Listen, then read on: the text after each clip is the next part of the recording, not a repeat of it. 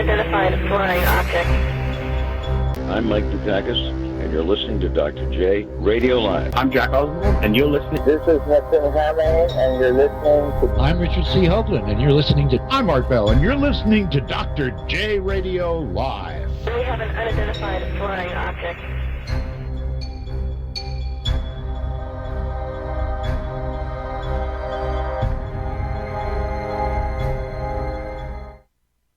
Welcome back to another super special show of Dr. J Radio Live. I'm your host, Dr. J, broadcasting from the City of Angels. As always, we bring you top programming with amazing guests and information to blow your socks off and to educate you a little bit more so you can be more awake as to what is happening around you. Today, we have another double whammy for you. That is 2 guests in this 2-hour show.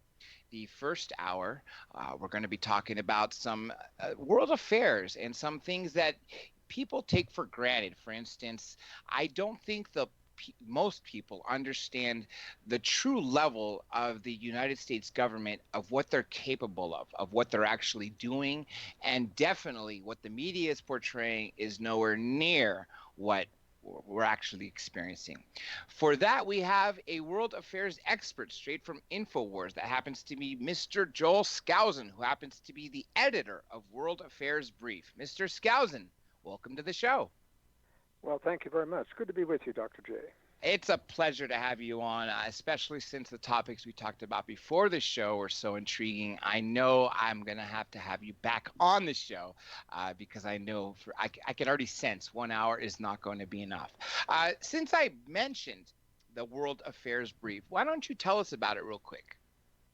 Well, the World Affairs Brief is my weekly news analysis service that I put out to, there's a modest subscription, it's about $1 a week.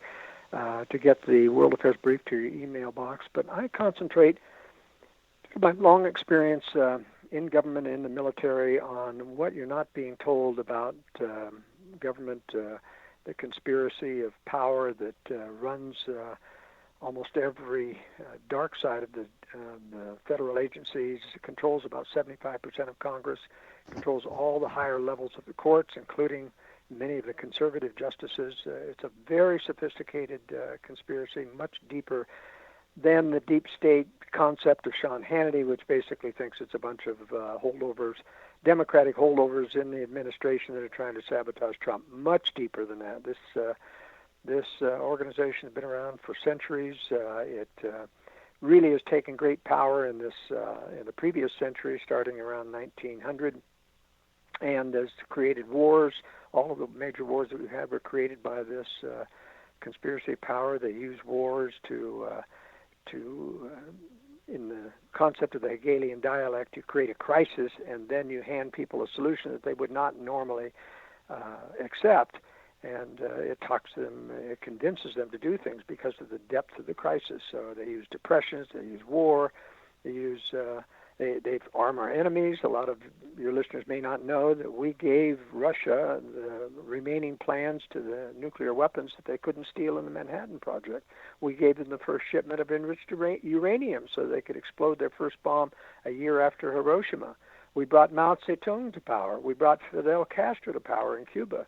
We brought the Sandinistas to power in Nicaragua. All these were communists that the globalists want to create and empower so that there are wars, and we're about to reach a great war in the future, the next decade, I'm predicting, with Russia and China that's going to forever change our lives. So, but I cover every world affairs, every news analysis that happens during the week. This current World Affairs Brief is on the war in Syria heating up, the falsification of Al-Qaeda coming back just as the deep state creation of ISIS declines. I cover 9/11 each time we have an anniversary. The evidence shows that this was a black operation from the dark side of government from the very beginning. And how Google tried to influence the election. Lots of good stuff in the World Affairs Brief every week. I'm glad you brought up the fact of Russia and China. One thing you told me before we went on air was the fact that we're going to have a war, and the United States is going to allow a preemptive strike for us to get into the war. Is that right? Yes, this is based upon, in fact, I'm the only political analysis that has covered this extensively, or at all, really. It started back in 1997. In fact, I was on Art Bell and in 1997 and revealed this, that there was a new nuclear directive passed by the Clinton administration. It was written by a bunch of disarmament specialists that basically directed our nuclear forces not to launch on warning, but to absorb a nuclear first strike and then retaliate afterwards. And General Butch Neal of the Marine Corps said, retaliate with what? After you've absorbed a nuclear first strike, just suicide. And the military protested, and Washington Post came out, this was in November of 1997, and came out and said, no, it still allows launch on warning. This is just, a minor change. And Craig Cernillo of Arms Control Today, who helped write the secret, and this is still secret, Presidential Decision Directive 60, but you can find a summary of it by Craig Cernillo, who helped write it, at Arms Control Today, the November 1997 issue. And in it says, no, it does not allow launch on warning. We have decided that this is provocative and that we are going to instruct our military forces to absorb a nuclear first strike and then retaliate afterwards. This sort of reminds me of Pearl Harbor, in that exactly. The president knew we were going to have the attack, and he needed it because the people of the United States did not want another world war. I mean, they were still grieving over their loss of the casualties from World War I, right? Exactly. There was a great movement to keep America separate for European wars, and we did not want to get into that war, and so they had to provoke it. In fact, there was the book by, I've forgotten his name right now, but one of the books on Pearl Harbor talks about the unclassified documents now that proved that the Roosevelt administration had a 6-point plan to provoke Japan into attacking the United States, including cutting off all oil shipments to Japan, from the United States and Britain, cutting off all steel imports to Japan. They basically forced Japan to come at the United States by these provocations. Secretary of State Hull in the Roosevelt administration went to one of the major AP reporters and said, I have been in secret cabinet meetings where I have heard them discuss that they're going to allow Japan to attack Pearl Harbor and not warn Pearl Harbor. And I've got to get the word out. And, the reporter tried to shop this story to all the major news stories in the United States. None of them refused to print it except one newspaper. Guess which one? The Honolulu Advertiser. In Honolulu itself, the Sunday before said, Japan to attack Pearl Harbor next week. So, in fact, they did have warning.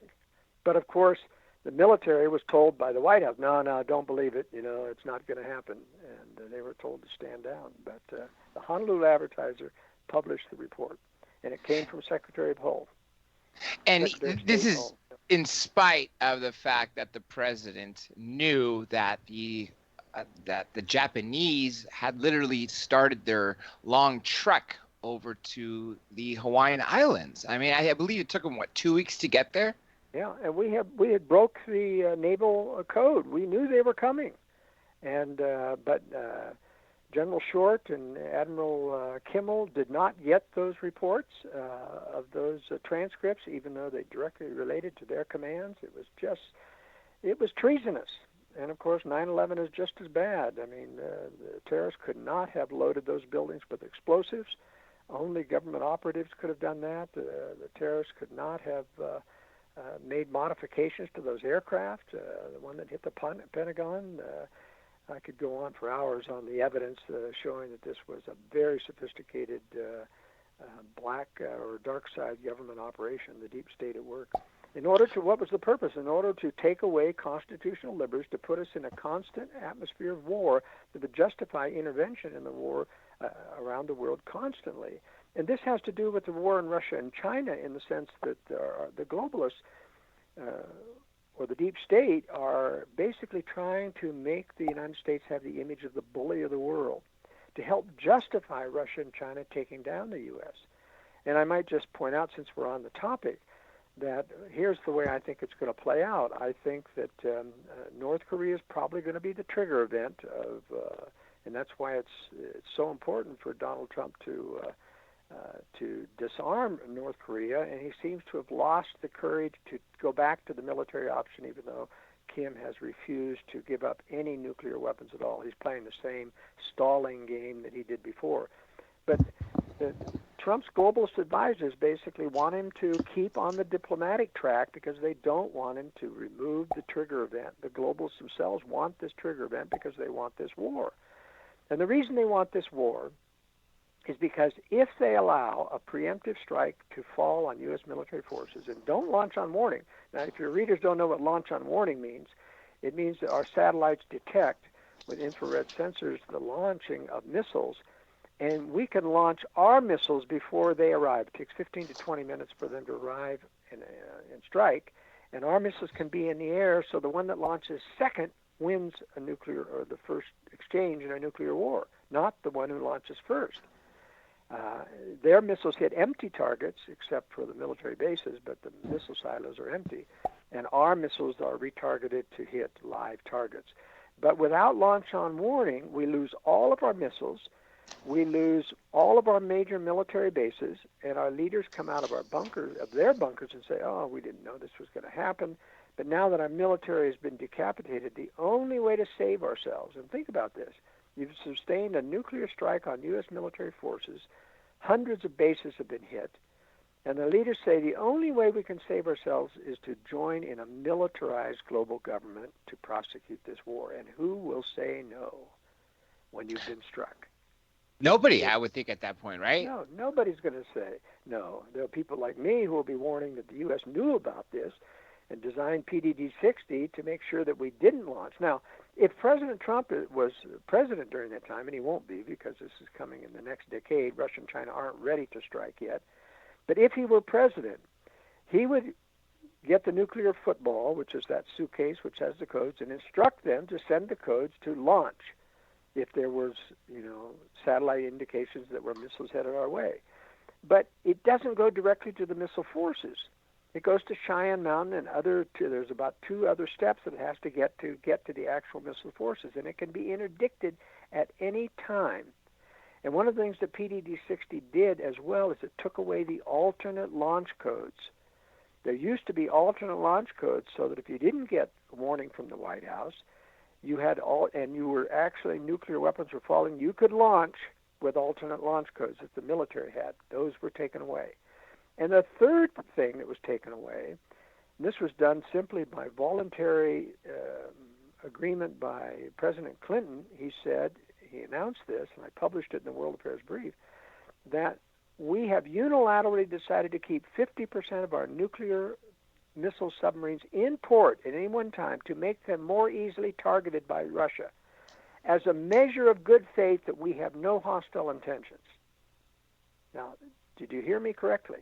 And to this very day, 50% of our missile boats are in 2 places, Kings Bay, Georgia, or Bangor, Washington, up in the Seattle area, making them prime nuclear targets because over 50% of our submarines are there.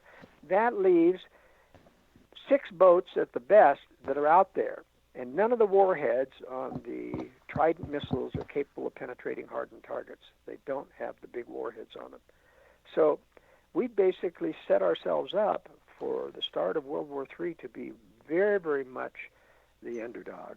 And that's what will push America into a militarized global. And that's the big picture of what this deep state is after. Now, let me back up to 9/11. After 9/11, you had the Patriot Act. You also had the Foreign Intelligence Surveillance Act. You had the formation of Homeland Security and TSA, which I always think is just a waste of money and more hassle for us. Do you think TSA justified all those measures by government operatives paying patsies to go on these airliners and play like they were going to explode them? They tried to light explosives with a match. With any Marine Corps corporal knows you can't explode C4, plastic explode, with a match. It only burns. We used to cook our chow in Vietnam with tabs from the mortar rounds. And any terrorist would have known that. So these were patsies. Like that shoe bomb guy, right? The shoe bomber was using plastic and tried to light it with a match. It means he wasn't a true terrorist. He was set up to do it.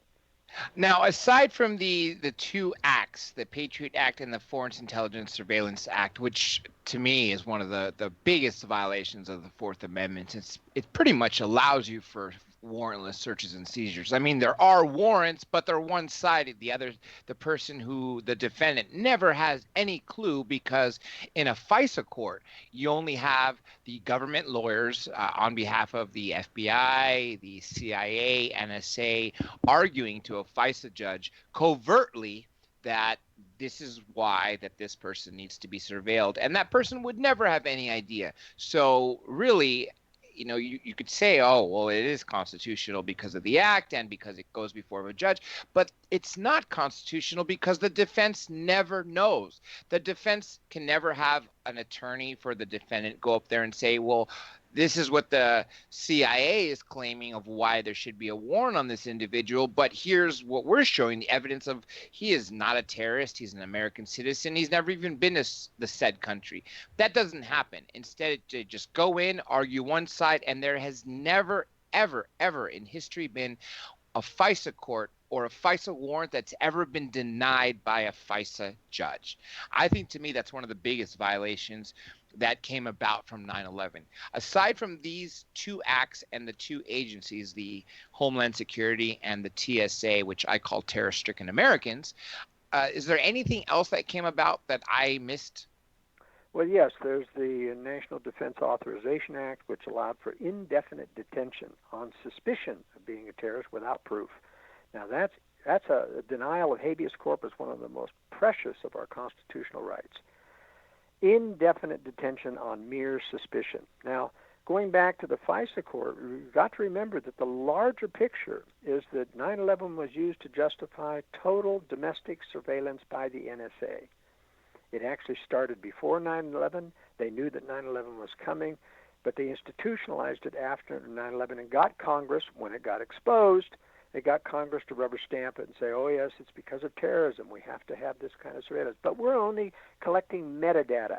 Look, you can't separate the substance from the metadata. It all comes in one package until after the fact. So it's impossible for them to say that we are only collecting metadata. It comes with the content. They're just lying through their teeth. William Binney, the biggest NSA whistleblower, has talked about that they're collecting everything you say on the telephone, through email.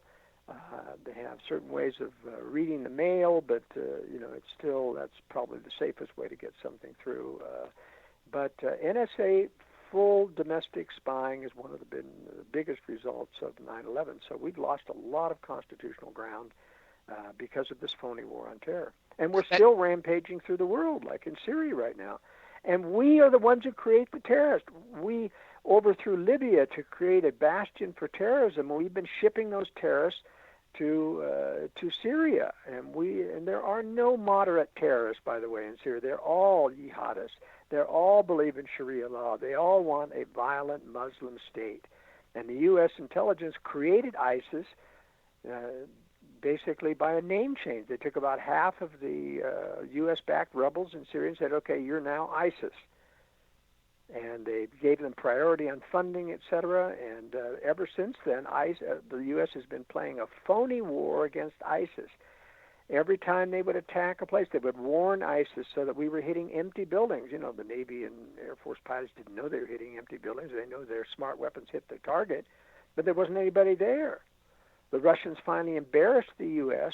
about 2 years ago in Syria when they bombed a convoy of oil tankers from ISIS oil fields headed into Syria. Now, Syria is supposed to be our ally in the war on terror. Well, baloney. They were marketing the oil, and Israel, our other ally in the war on terror, was supposedly buying all the oil.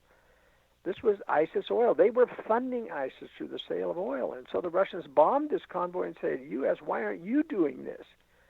And so the U.S. did it the next week. They bombed another oil convoy sitting at the Turkish border, but they flew over and gave leaflets out, told the drivers to to leave the trucks so that they didn't hurt anybody. And by the way, that's the last time the U.S. ever bombed an oil convoy from ISIS. Whenever they attacked ISIS, they always left a sector of the city open so the leaders could escape. In Raqqa, the last bastion of ISIS, the U.S. paid for about 32 semi-trucks driven by Arab drivers to come into Raqqa and take out ISIS, their families, and their heavy weapons. And where it happened to ISIS, they just got reintegrated back into the U.S. Rebel forces. I mean, this is a really evil thing, and the U.S. people aren't getting any of this news from the mainstream media because they're complicit with the deep state. One thing we do know about the United States is that we've been involved in gun running and drug running for a long, long time. For instance, I do know from somebody I interviewed myself who was a Navy SEAL in Vietnam.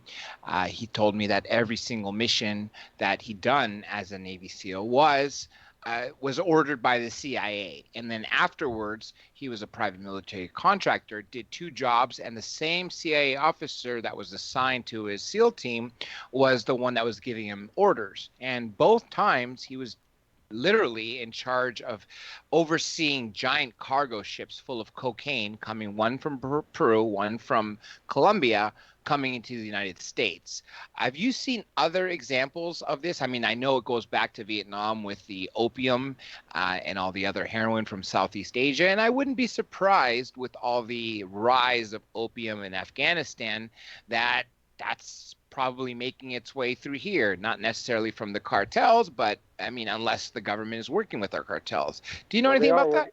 Yeah, sir. They are working with the cartels, and that's one of the reasons why they had to have the war on terror to justify the invasion of Afghanistan, so they could take away the poppy fields from the Soviets, which were running drugs in through Eastern Europe, and now the CIA has taken over that, and drug shipments have increased since this war. So it's been very evil. You have the witness of Bo Gritz and interviewing a general who was in charge of the Iron Triangle during the Vietnam War, talking about all of the CIA operations involving drugs, even stuffing drugs into body bags of dead soldiers that were being shipped back to the United States. And then during the Iran-Contra affair, Terry Reid wrote the very excellent book called Compromised, and he started out as a contract pilot and found out that CIA was having him fly drugs and send him into Mexico, and he was supposed to be running customs and other things for the CIA in there, and ended up with a cargo container full of drugs that were earmarked for shipment in the United States, and he blew the whistle on it, and boy, the CIA came crashing down on him because they discovered their drug operation. You have Mexico government is very much involved with the cartels and with the CIA. They have a pre-certification system in Mexico where they certify semi-trucks drug-free. They just drive right across the border and at the border crossings, and the drug dogs just go crazy, indicating there's drugs on board. And when DEA people call headquarters about wanting to open one of these trucks that have been pre-certified, they always get turned down. Nope, you can't do that. But this is a really evil system that we're dealing with here. I have a written question. This funds black operations. It does. I mean, that's their budget. That's how they create, for instance, technology that is so advanced, but yet is not being overseen by, say, any Senate committees or anything like that, because they need that extra income so they can create these projects and run these facilities and all sorts of things with money that is never reported to the federal government as part of their budgets. I have a written question here. Being an InfoWars expert, have you ever seen any way to divert the communist socialist invasion within the Democratic Party? Well, it really only infects about half of the Democratic Party, which is on the far left, the Bernie Sanders side, and but it becomes very difficult to separate the lure of socialism from communism. Communism has its violent side, and socialism pretends to be voluntary. Of course, it can't be voluntary because you don't want to give away your money, to people in a redistribution scheme, and so people resist, and that's why all socialism eventually ends up having the force of government behind it. But as long as the key is when the courts change the interpretation, allowing for welfare, allowing for government to take from one in the name of tax revenue and redistributing it to another, that was the opening into socialism in the United States, and it is very difficult once people become corrupted by that lure of government money. And it's also a corruption for the easy, soft-minded liberal who basically says, we just want to help people, and people won't give voluntarily, so what's wrong with taking with government money and paying for these people? I mean, after all, they're suffering, et cetera. Well, there's a couple of things wrong with that. One, once you start down that path of not having to deal with the person who's giving the money, because they're going to be tight with it. They have needs for that money, and you're going to have to prove your worthiness for it. Whereas a government bureaucrat just has a written set of qualifications, and those qualifications are never able to see real intent or engagement in fraud, and that's why you have all the check marks and you get the welfare.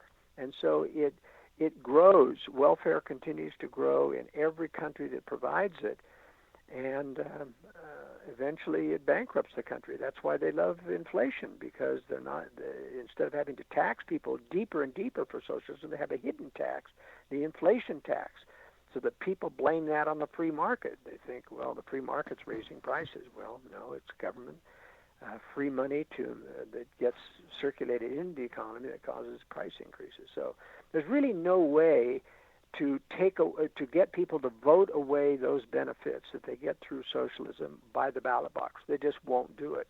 It's like two wolves and a sheep voting on dinner. The wolves are going to win every time.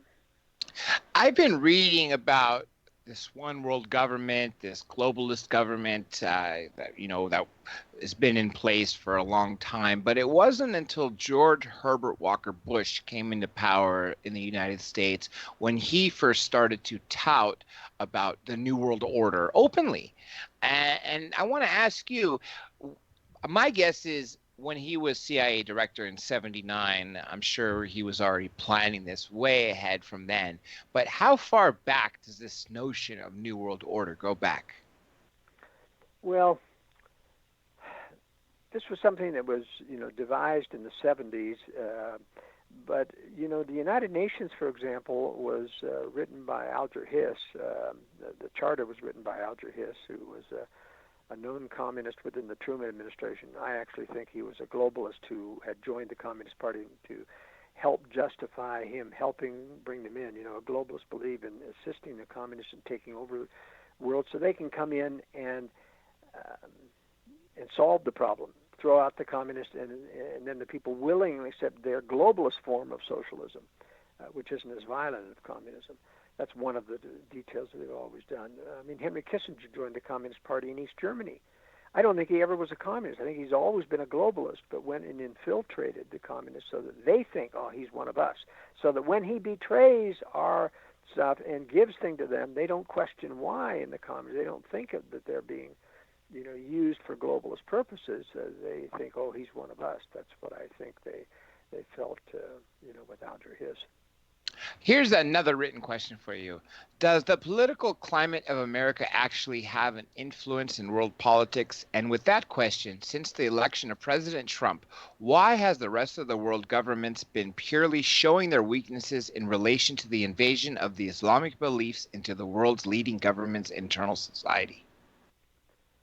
Well, you've got to remember that globalism is not just an American phenomenon. I call it the Anglo-American globalist conspiracy, because it started out in the city of London and clear back in the Boer War in Africa with links with Oxford University. This is where the intellectual stuff started. And in any case, when America, after World War II, the financial power went over to America due to British indebtedness, they've kind of been running the purse strings of the New World Order for a long time. But now all Western governments are in the New World Order.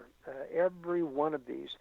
And occasionally, a lot of the Eastern Bloc countries have joined NATO and come into Western Europe, but a lot of those are still, if not most of them, are still run by communist patsies masquerading as free market people. There was one exception to that in Poland. The previous president was assassinated in a plane crash because he really was an anti-communist. They got elected and they eliminated him. But Lech Walesa of Solidarity was a communist agent,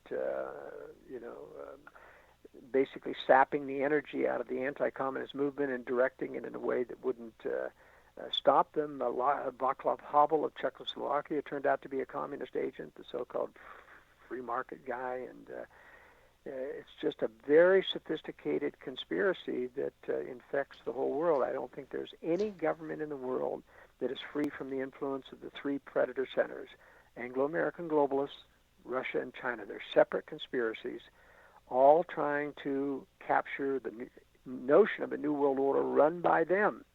And that's why in this war with Russia and China, they do not intend to strike American cities, at least first. They want to strike the military, and our government knows that. That's why they're doing this no launch on warning system. But they know the Russians and Chinese don't want to kill the golden goose that lays the golden eggs.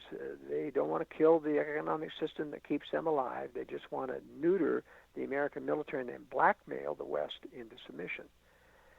That's their strategy. The globalists know that. That's why they know that if they absorb a nuclear first strike and then decide to fight back, through a global or a militarized global government, that they can convince people to go along with that. And I do think, by the way, for those who are military armchair strategists, how do you win a war with Russia and China if you absorb a nuclear first strike? Well, the answer is that the U.S. has a lot of secret weapon systems that they are not revealing, that they will not use to defend the United States until after that strike.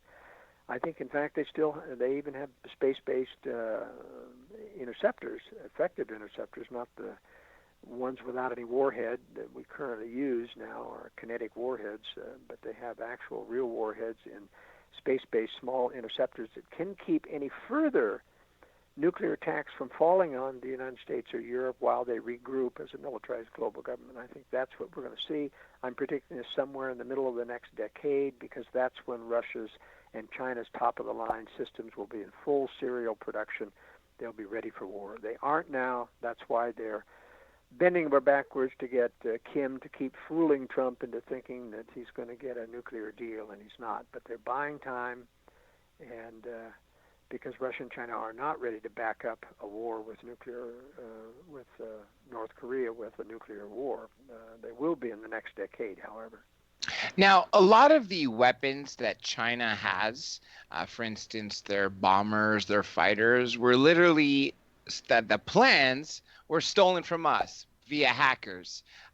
Do you see that the secret weaponry that China may have or Russia may have originate with us, or do they genuinely have original weapons that may be more advanced than the United States?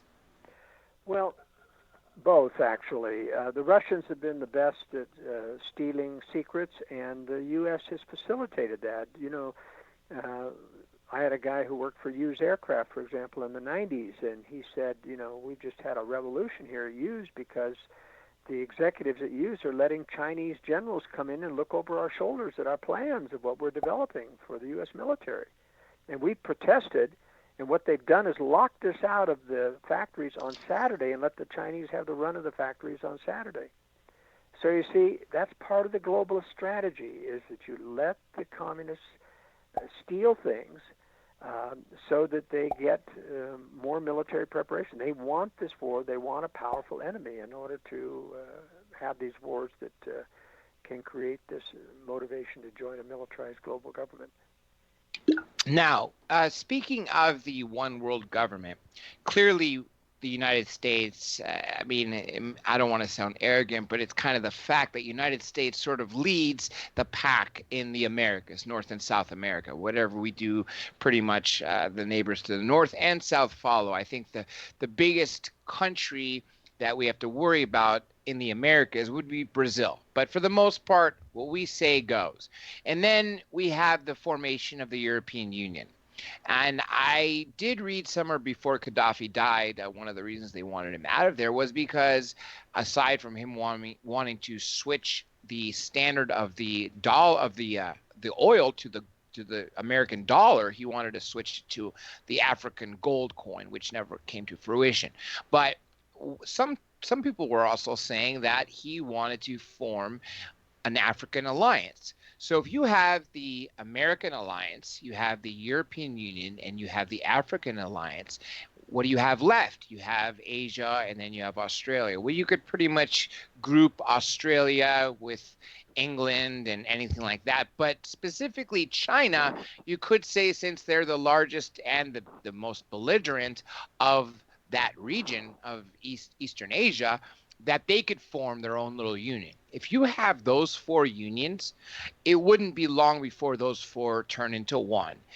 Has your research led you to believe that that's sort of going to be the path that's going to follow to get us into this one world? No, I really disagree that that's possible. For example, there is a combination of Russia, China, India, Brazil. It's called BRICS that have been trying to sabotage the dollar dominance in the world, but none of them have the financial wherewithal to do that because the dollar is so powerful. One of the reasons the dollar is so powerful is that people have been stuffing it in their mattresses for years as a hedge against inflation. For example, in the year 2000, when the Argentine banking system closed, over $50 billion came. There was no credit cards even accepted because the banks wouldn't accept anything. $50 billion came out of the mattresses or hiding places of Argentinians and back into circulation, and that's how much money is out there. I mean, dollars are everywhere, and that's what drives this, world economy. And so, sure, Russia and China start trading their oil without dollars now. That's fine.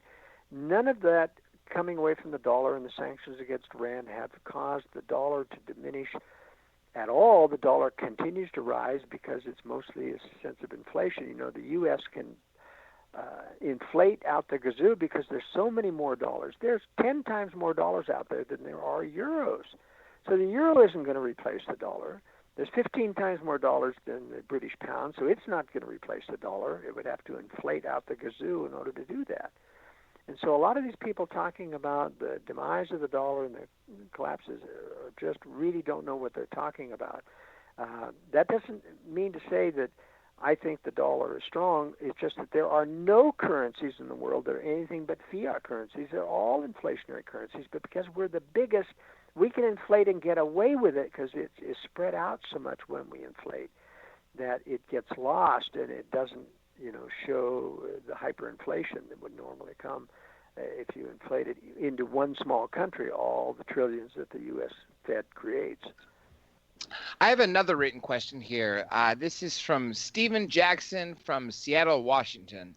Asks, Joel, can you discuss the main idea behind the feature film that you did with Alex Jones called Strategic Relocation? Yeah. There's a lot of threats that can happen. By the way, I think that economic collapses only comes with war, and I think even though people have been predicting economic collapse since 2010, I don't think it's going to come until this war, because when the war comes, the economies always go down, and they can, the powers that be blame it on the war. Then it's not their fault. If they pulled the economic collapse before then, everybody would blame the Fed. But in any case, no matter what kind of crisis that you have, my main point in Strategic Relocation, the film I did with Alex Jones, was that population density is your biggest enemy in any crisis that is widespread, where there's a lack of resources, lack of food, water, other things. Americans are used to earthquakes in California where everybody can, or wildfires in, someplace and people can send in aid. But what happens for a national crisis when you have an EMP strike, which I think precedes the nuclear strike I'm talking about? Forget about a single weapon taking down the whole grid. It takes 6 nuclear weapons to do that. But if you had an EMP strike, you'd have no electricity in the country for 6 weeks to 6 months, and within 3 days, people would be panicking and pillaging and just all hell would break loose. And so population density is the greatest enemy of security. And so even though most people have to stay within urban areas in order to have a job, at some point in life, they need to prepare to get rural, to get to safer places. And so I analyzed the strategic relocation, all 50 states and all the provinces of Canada, and all the best retreat sites that people think internationally. I would cover that as strategic relocation as well, and show why they will or will not work and how you make compromise, because everything is a compromise. People say, just tell me where the safest place is. And well, the safest place is out in the middle of the Nevada desert where you can't live. It's the safest because there's no people around to threaten you. But the point is you can't make a living and you can't build a home because you don't have the infrastructure. So everything is a compromise. And that's what I go through in strategic relocation, is a detailed plan so that everybody can look at their options and see. For example, I rate every single state in the United States according to a rating, and I cover about 50 different areas, from gun control to inflation in the country, to housing prices, to pollution, to other things, to government bureaucracy. And so that people can see and compare each state with how they rate, and they can pick and choose where they can find the best place. And I even talk about every metro area in the United States, and I tell you, if you have to stay in the Dallas-Fort Worth area, here are the safer places in the suburban areas that are out of the way of refugee flows if something does happen. So it's a very valuable book that helps people prepare, whether it's for this future war coming or an economic problem or any kind of social unrest that surely will come someday. Here's another question. This is from the Late Night in the Midlands chat room from Rudy. He says, I heard him speaking of the Perpetual Patriot Act that keeps getting renewed. Does he, meaning you, foresee an end to it at any point in time, and or is there anything that tangibly can be done to get rid of it? I am very pessimistic about the Patriot Act ever being removed, or NSA domestic spying ever stopping. And one of the reasons is because even if they said it was removed, even if they said we're not spying anymore, they still would be spying. In other words, our government lies to us. You can't trust what they say. The NSA telling us they only collect metadata is a big whopper. Metadata, it's a big whopper. In other words, how can you trust the FBI to tell you the truth when they're in the business of lying? Now, that doesn't mean everybody in the FBI. There's a white side of the FBI and there's a dark side. There's a white side of the CIA and there's a dark side of the CIA. But I'll tell you, every leader of any one of these organizations is on the dark side. For example, Trump, because he really doesn't know who's deep stated in him, picked Christopher Wray to replace James Comey in the FBI. He correctly viewed that James Comey was deep state. But what did he do? He picked Christopher Wray, who's also deep state. He was involved in Enron. He was involved in the 9/11 cover-up. This guy was deep state. Ken Starr was a Republican who ran the investigation on Vince Foster, who was suicided. And Ken Starr made the case that this was a suicide. I mean, it was just clearly a murder. And the body was dumped in Fort Marcy Park, and yet you had a Republican convince the conservatives that this was okay. So the deep state is wide and far away in its influence. There's one person that's really a thorn in, of course, Trump's administration and is pretty much on the news every single day. And that happens to be Robert Mueller. I mean, he's as dirty as can be. I mean, dirtier than mud, going back to the cover-up of 9/11 to what he's doing now. What do you know about him? Is he just one of those angry wannabe Republicans who's deep inside a deep state leftover Democrat, or is he one of those genuinely super dirty dark side of the government figures? Well, he's clearly he's clearly been deep state for many, many years. In the World Affairs Brief, I've covered his history a couple of times. And by the way, when people subscribe, they get access to the archives going clear back to the year 2000. They can research, it's searchable, so they can research any topic that they want and find out my take on some of these things, like Robert Mueller, clear back when he was, covering up for 9/11, and when he was prosecuting as a, district attorney, prosecuting a guy with manufactured evidence. And I mean, this guy is really deep state from the very beginning. And he's obviously after Trump. And, a lot of people, think that, well, Trump is really deep state. He's just not. Look, George W. Bush and H.W. Bush, both of these were globalists. They brought George W. Bush in to convince conservatives and Christians that they had finally elected one of theirs, but he was skull and bones, which is part of the conspiracy from Yale. And each one of these presidents that are puppet presidents, even though they're Republicans, they get a little bit of flack from the press, but they don't get a daily beating like President Trump does. President Trump really is a person who has pretty good instincts. He just doesn't have the background. He doesn't have the experience with understanding the deep state to be able to counter the sophisticated arguments his globalist advisors give him. I mean, on North Korea, they can just spin his head. They talked him into Afghanistan again. They sat him down in a military circle, and they talked about all the military deployments and why it's necessary in the war on terror. Because he doesn't know that the U.S. did 9/11 and created the war on terror, he doesn't know that the U.S. to this day runs ISIS and Al-Qaeda and the other terrorist groups. He doesn't have any objections to these arguments when they throw terrorism up. They're effective against Donald Trump, not because he doesn't sense initially that it's wrong, but he just doesn't have the ability to counter their sophisticated arguments when they go to talk him into something. Now, to his credit, he keeps going back to his original position. And that's why the biggest benefit that Donald Trump has done to us, even with his ignorance of the deep state, is that he has caused them to spin their wheels. They have not made progress, except in foreign policy. He gets they get Trump to attack Syria, which is wrong. They get Trump to think that Assad has done chemical weapons, and that's been the U.S.-backed rebels that have done all the chemical weapons and blamed it on Assad. But other than foreign policy, Donald Trump simply has not let the globals get away with any of their domestic agenda. And so that's the great benefit, is he's just basically put them on hold for a while and given us more time. And that's one of the reasons why I wrote Strategic Relocation. We're going to face a world war in the next decade, and people need to prepare. I'm busy preparing myself.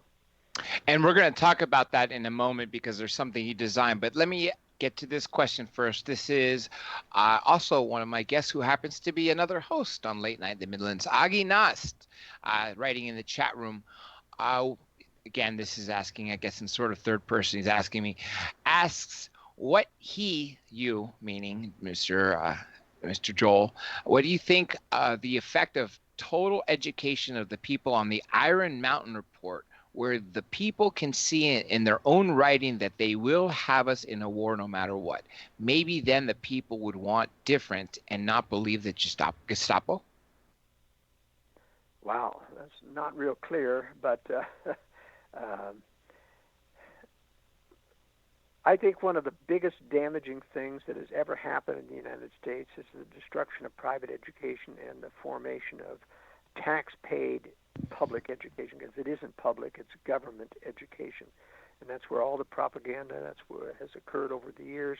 I mean, you never hear free market stuff in there. You never hear the truth about 9/11. You never hear any even controversy. You never hear the truth about evolution versus,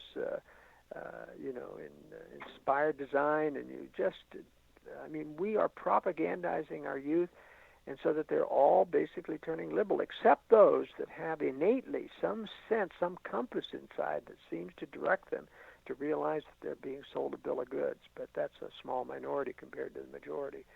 And so that, combined with the illegal aliens, is increasing the pro-socialist democratic majorities in this country, where if we're not already there, we're very close to never being able to win another election again. That's what I fear. In fact, Trump never would have won. Let me just say this. Trump never would have won had he run on a strictly principled conservative position. But because he took a populist view and appealed to Democrats as well as independents and conservatives, he won. But that's also been his problem in terms of getting things changed, is because populism won't do it. It has to be principled. But we don't have the votes anymore to elect a principled conservative like Rand Paul. And one of the things that Trump was able to get was the Reagan Democrats. When Roger Stone was working for Reagan, if it wasn't for those Reagan Democrats, I don't think that scale would have been tipped in Trump's favor. That's right. I agree. This is a statement I've always believed, and I'm sure I'm guessing based on what we've spoken so far, you probably will agree with this and may be able to expand. But I've always believed the war on terror is one of the biggest frauds that's perpetuated by our government. Wouldn't you agree? Yeah, absolutely. It's much, much bigger than Pearl Harbor. Pearl Harbor killed about 3,000. We've killed over 3,000. The dark side of government did in the Twin Towers. But we continue to kill throughout the world. And all of the soldiers that die who think they're defending U.S. liberty are actually dying for globalism out there, for globalist intervention. And, as a former military officer, I can say that. I was a fighter pilot during the Vietnam era, and I'll tell you, I joined my squadron just when it came back from Vietnam, and they said they were hopping mad. They weren't allowed to arm their weapons until there was a missile chasing down their airplanes, and they weren't allowed to bomb missile sites or bridges or other types of things. It was really one hand tied behind our back. Jeez. And so, I say this from experience, that not because I'm unpatriotic, but people need to understand there's a globalist agenda. And most military leaders are yes men to this. A lot of people don't realize that they go to the various war colleges from field grade officer and above, National War College, et cetera, and they're instructed by Georgetown University professors. And they're all globalists. And they pump these colonels and generals through constant information about the greatness of the New World Order and globalism and our role as a global power, and it's just really sad. One of the things that you design is high security residence and retreats across North America. Can you talk about that for a bit? Yeah, I've run two career patterns throughout my 40 years in business. One has been this political science newsletter to alert people to things, and the other has been because of my knowledge in political science and conspiracy and things of how people can prepare. As I prepared and designed my own home for high security features, I wrote books on this, several books.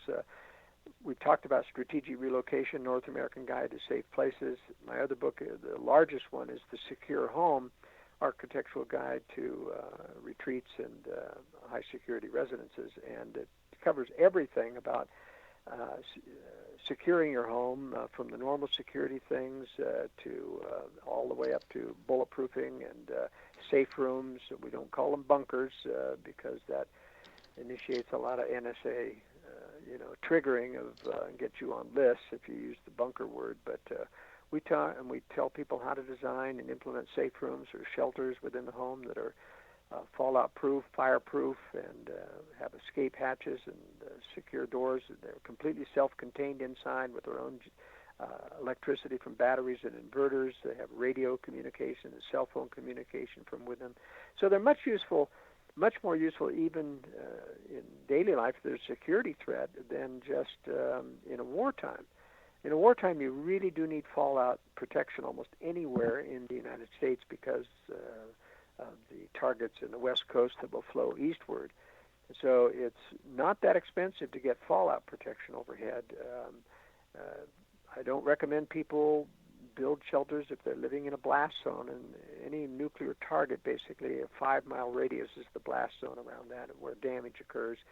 As long as you're outside that, you don't need to build blast valves or the expensive stuff in terms of a shelter or what goes into a military bunker.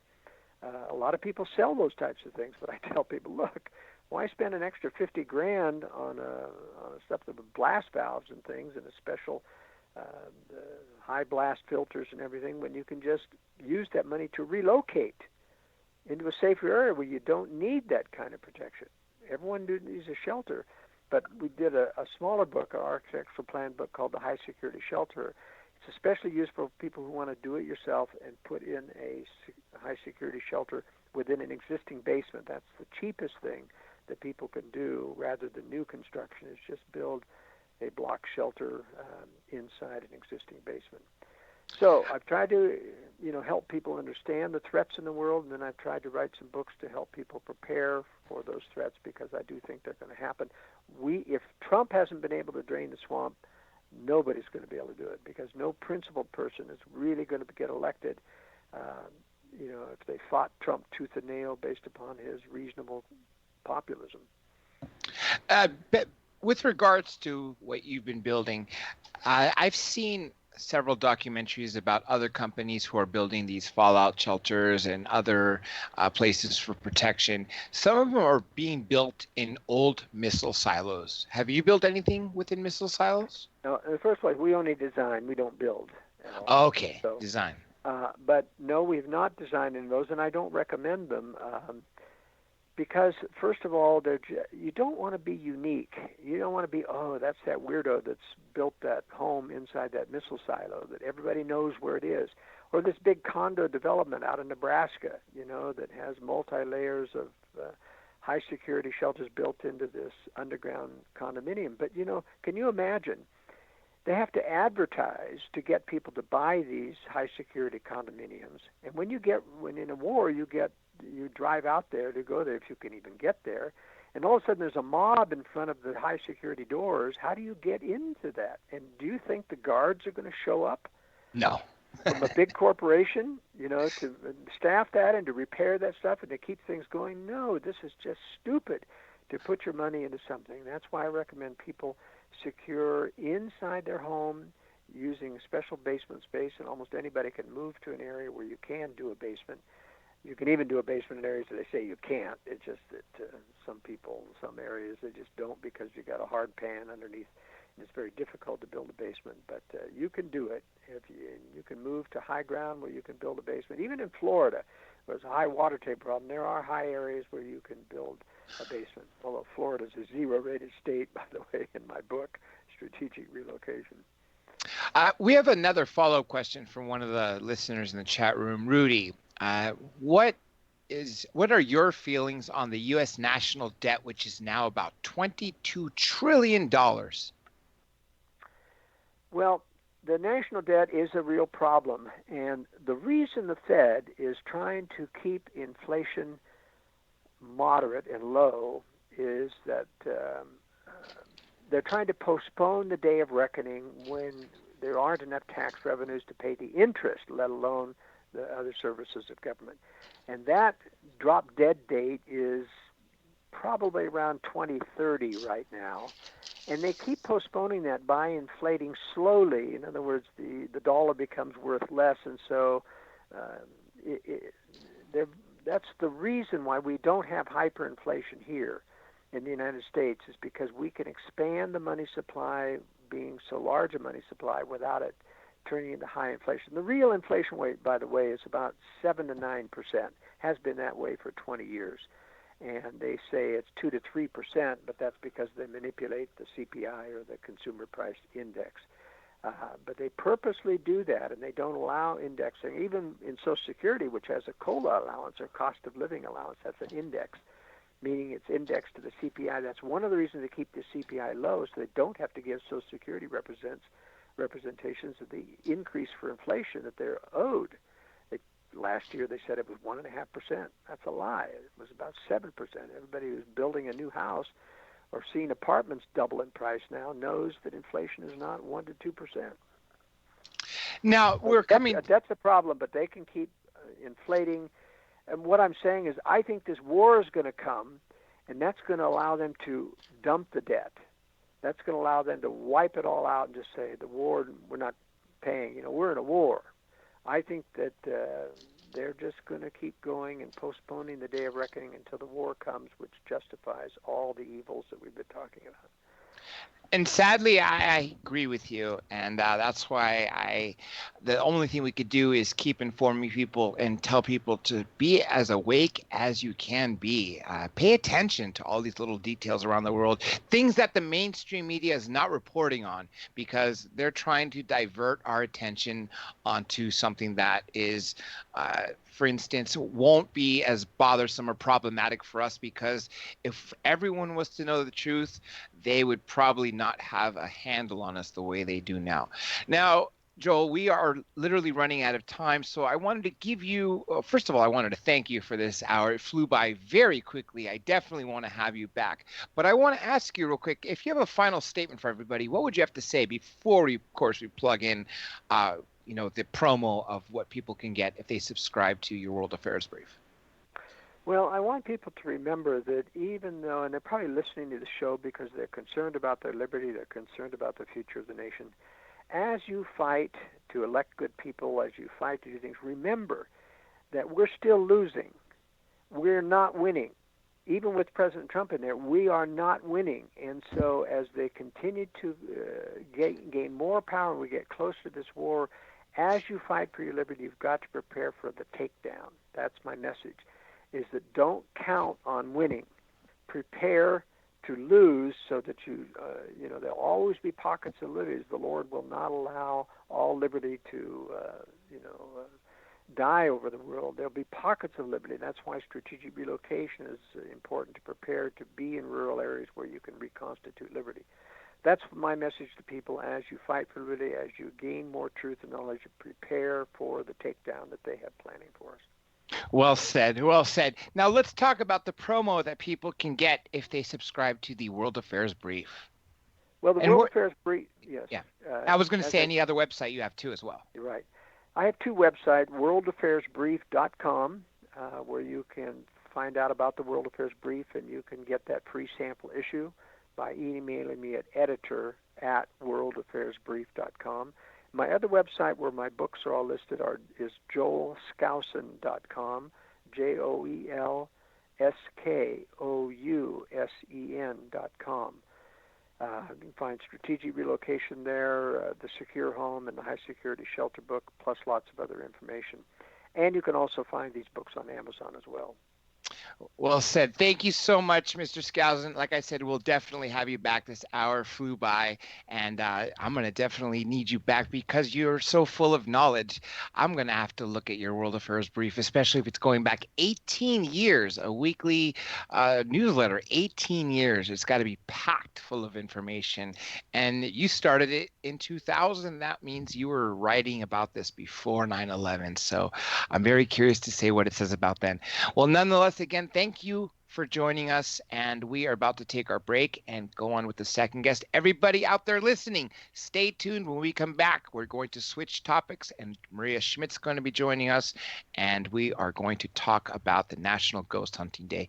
In the meantime, take everything Mr. Skousen said, and remember it, because if you literally don't pay attention to these things, you might end up a victim of this deep state and the dark side of our government. Before you know it, your life may be snuffed out like that, and there won't even be a memory. You'll only be a memory amongst your family, and the deep state has so much power they could label you a terrorist, even though you're a good person, and you may end up having a memory about you which is opposite of what you truly are. So this is why it's so important to pay attention to people like Mr. Skousen. Again, I want to thank you so much for joining us, Mr. Skousen, and like I said, we will do this again soon.